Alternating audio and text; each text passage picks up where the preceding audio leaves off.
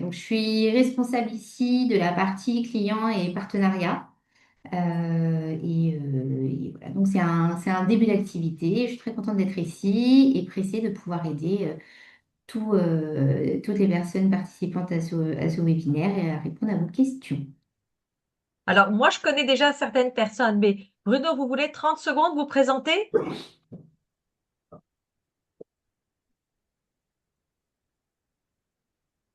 Pour le micro, c'est en bas à gauche. C'est bon, j'ai retrouvé. Oui, bonjour. Donc moi, je Bonjour. suis Bruno.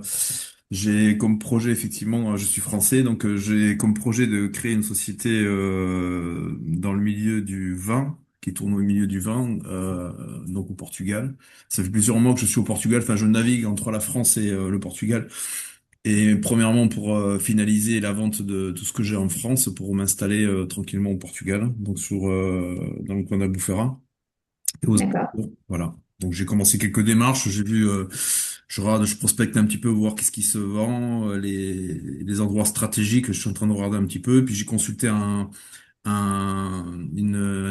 comptable pour savoir un petit peu comment ça se passait un petit peu, puis bon, je fais le point aussi avec mon comptable en France pour savoir parce que ce que j'ai une SCI en fin de compte qui est française que je souhaiterais investir à un projet pour immobilier dans un premier temps au Portugal et dans un second j'ai une autre société qui a rien à voir en électricité que je vais passer en holding histoire de faire fille mère en fait, de faire un apport numéraire d'une trésorerie donc en tant que mère pour une société que je vais créer au Portugal en fille, pour justement pouvoir injecter ma trésorerie en fin de compte. Voilà, c'est D'accord. les grandes lignes. Voilà. Ok, très bien.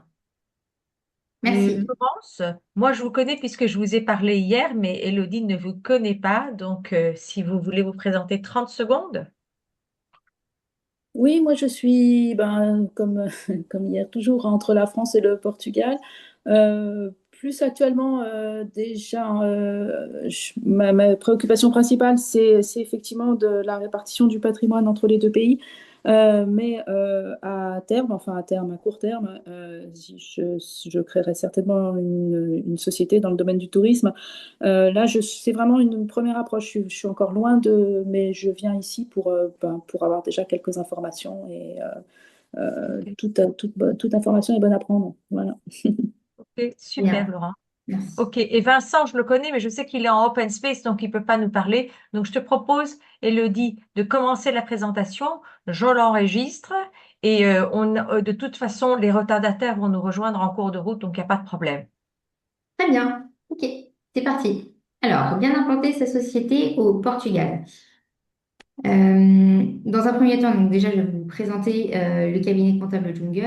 Ensuite, nous allons voir les impératifs à la création d'entreprise, le fonctionnement courant d'une entreprise au Portugal, le cadre fiscal des opérations et le budget de l'État 2026 alloué à la création d'entreprises, aux sociétés. Donc, à propos de Jungle, c'est un cabinet comptable qui a 6 ans aujourd'hui.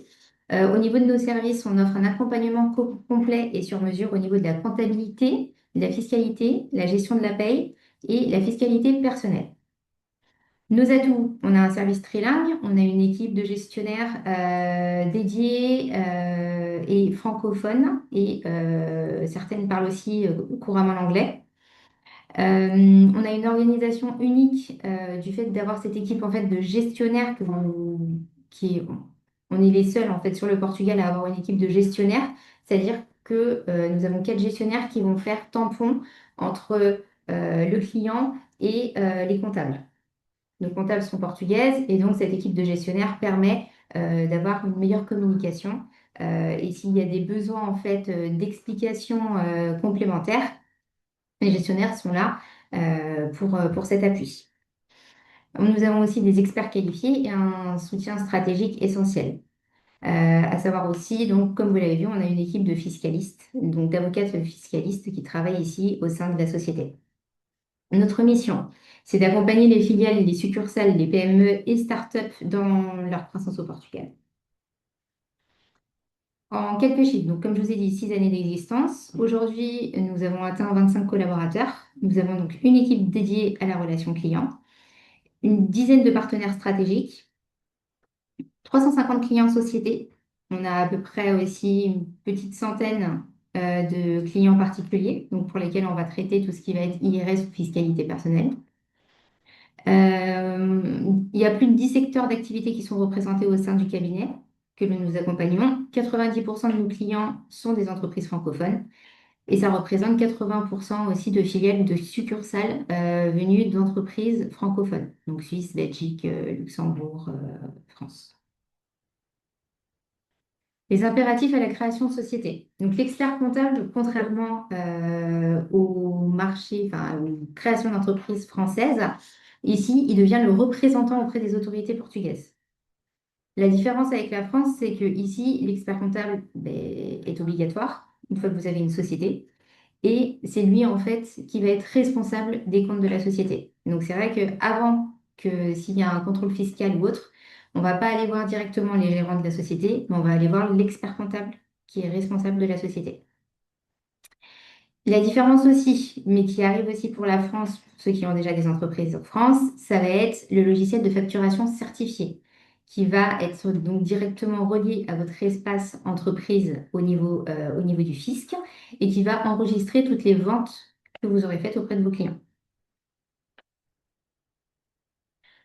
Au niveau des cotisations sociales pour les gérants, ici, il y a un minimum syndical qui sera de 186,65 € par mois.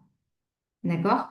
Vous pouvez être exonéré de cette cotisation sociale si vous avez déjà un salaire versé par vos autres sociétés ou si vous êtes salarié d'une autre société. D'accord? Que ce soit au Portugal ou dans un pays de l'Union européenne ou de la Suisse. Pour être exonéré de cette partie, de cette charge mensuelle, il vous faut obtenir le document A1 qui se demande auprès de l'URSSAF, d'accord, ou des autres administrations représentées dans les pays voisins. Si le gérant préfère ne pas se transférer le montant du salaire, celui-ci reste accumulé sur un compte courant et vous pouvez le récupérer sans frais à une date ultérieure. D'accord? Le fonctionnement courant des entreprises, donc il y a les cotisations sociales pour les salariés. Ici, elles sont obligatoires à partir du moment où il est résident fiscal au Portugal. Côté employeur, si vous êtes une entité à but lucratif, vous avez une charge patronale de 23,75%. Pour le salarié, il y a 11% de sécurité sociale qui sont retenus à la source, donc on est sur un total de 34,75%. La légère différence que nous avons à avoir avec une entité à but non lucratif, ça va être les 22,3% du côté employeur. Côté salarié, on reste toujours sur 11% et du coup, on sera sur un total de 33,3%. Donc, ce qui reste vraiment, si on compare au marché français où on est quasiment à 50% de charges patronales, beaucoup plus avantageux d'avoir des salariés ici si vous créez votre société au Portugal. Au niveau également des revenus des salariés, donc depuis 2026, depuis le 1er janvier, le salaire minimum est passé à 920 € brut par mois et il est payé sur 14 mois. D'accord? Le 13e, 14e mois n'est pas obligatoire en France, mais il est obligatoire au Portugal. L'assurance obligatoire, c'est celle en cas d'accident de travail et 40 heures de formation annuelle qui sont également obligatoires et qui sont à payer si elles ne sont pas réalisées par l'employé. Le fonctionnement au niveau de l'optimisation fiscale, on a des indemnités de repas qui vont jusqu'à 6,15 € à 10,46 € par jour. Donc ça, c'est du plus au salaire. Ce n'est pas obligatoire, mais c'est très, enfin, je dirais à 98%, c'est intégré en fait par toutes les entreprises. Vous avez la possibilité soit de le payer directement sur le salaire à 6,15 € et après, vous avez la possibilité aussi de le payer sur une carte repas. Et du coup, vous pouvez aller jusqu'à 10,46 €. Je dis jusqu'à, c'est pour être exonéré en fait de l'IRS et de la sécurité sociale dessus. Il n'y a pas de taxation. Vous pouvez payer plus, d'accord? Vous pouvez très bien donner 11,20 € à vos collaborateurs, mais là, du coup, sur la différence entre les 10,46 € et les 11,20 €, il y aura une taxation d'IRS et de sécurité sociale. Au niveau des frais de représentation, donc pour tout ce qui va être déplacement pour les restaurants et pour les frais kilométriques, c'est aussi exempt de sécurité sociale et d'IRS. Pour les frais kilométriques, on est à 0,40 centimes par kilomètre. L'assurance santé également n'est pas obligatoire ici. Donc, ce que j'appelle l'assurance santé, ça va être la complémentaire, la mutuelle. Une fois que vous l'avez, si vous l'avez pour un collaborateur, vous devez l'avoir pour tous vos collaborateurs. Les chèques éducation, donc ils sont éligibles pour tous les dépendants jusqu'à 25 ans. Et ensuite, au niveau des déplacements nationaux ou internationaux, pareil, vous avez un forfait en fait qui vous est alloué par jour. Donc 69,19 € pour les déplacements nationaux et 167,07 € également pour les déplacements internationaux.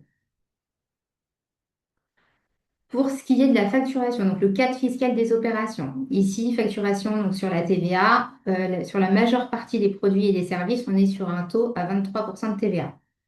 On a une TVA intermédiaire de 13% qui va concerner les produits agricoles et certains articles de santé et d'hygiène. Vous allez aussi avoir une TVA réduite de 6% sur le continent portugais pour tout ce qui est biens essentiels. Donc ça va concerner l'alimentation, les boissons non alcoolisées, les livres, les médicaments, le transport, rénovation de biens immobiliers, mais aussi sur la construction qui viennent de passer à 6%.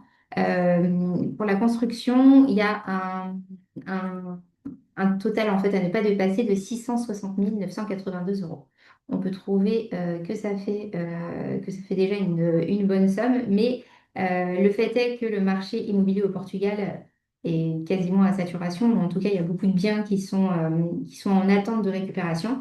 Et c'est justement pour dynamiser le marché que la TVA a été baissée à 6% et aussi pour activer en fait le fait de pouvoir avoir après des loyers moins chers. Je vais y revenir juste après aussi euh, pour, euh, pour gérer en fait les loyers. Car ici, il n'y a pas de gestion connue comme en France, donc pour avoir des loyers plus modérés. Par rapport à l'international et au B2B, il y a une TVA qui va être facturée en autoliquidation. Et pour ça, en fait, il vous suffira d'identifier le numéro de TVA intracommunautaire de vos clients. Par rapport aux bénéfices et aux dividendes. Donc l'IRC, ça va être l'impôt sur les sociétés, ici. Donc jusqu'à 50 000 € de bénéfices, vous êtes taxé à 15%, à hauteur de 15% sur ces 50 000 €-là. À partir du premier centime, au-delà des 50 000 €, tout ce qui va être au-dessus sera taxé à 19%.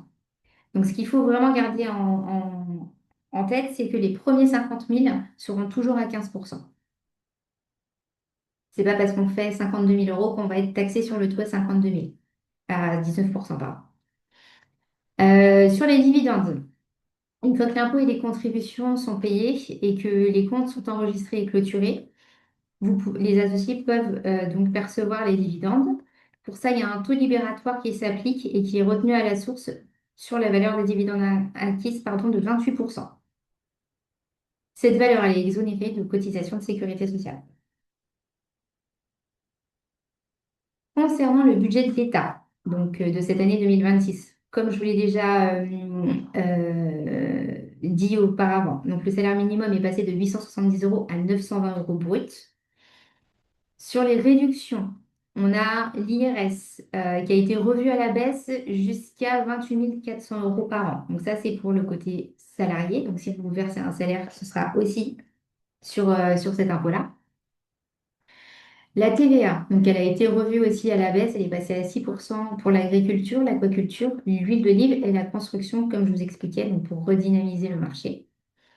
Et l'IRC, donc l'impôt sur les sociétés, est passé de... Donc l'an dernier, il était à 16% pour les premiers 50 000 €, là il est passé à 15%. Et au-delà des 50 000 €, il était à 20%, donc il a baissé à 19% cette année. L'objectif, c'est que l'année prochaine, chacune de ces tranches rebaisse encore d'1%. Donc on sera à 14 et à 18%. Les changements. Il y a une différence depuis le 1er janvier sur les taxations de plus-value et des loyers. D'accord? Donc par exemple, les loyers avant, les gens étaient taxés à hauteur de 28% sur les revenus touchés de pension, enfin de pension de rente foncière. Et du coup, aujourd'hui, si vous modérez votre loyer, vous n'êtes taxé plus qu'à 10%.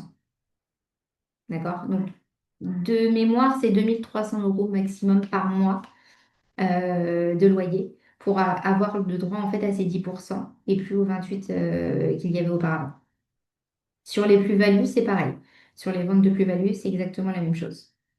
Les licences, aujourd'hui, elles sont plus simplifiées et plus simples. C'est-à-dire que à partir du moment où vous allez sur un bureau qui a été créé et qui s'appelle le Simplex, vous pouvez déposer vos demandes de permis de construire, par exemple.